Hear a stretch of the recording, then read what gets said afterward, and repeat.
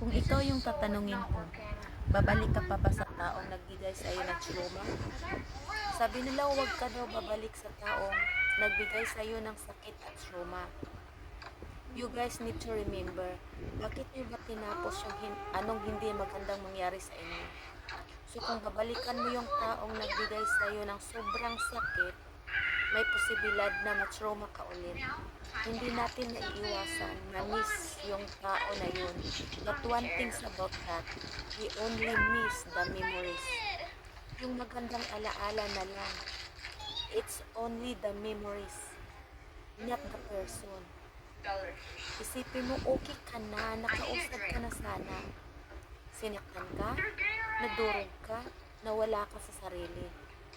You have to thank not just the wise, but more than. Huwag mong hayaang bumalik ka sa sitwasyong ikakadurog mo, sa sitwasyong hindi mo naman kilala ang sarili mo. Trauma is not a joke. Take care of yourself.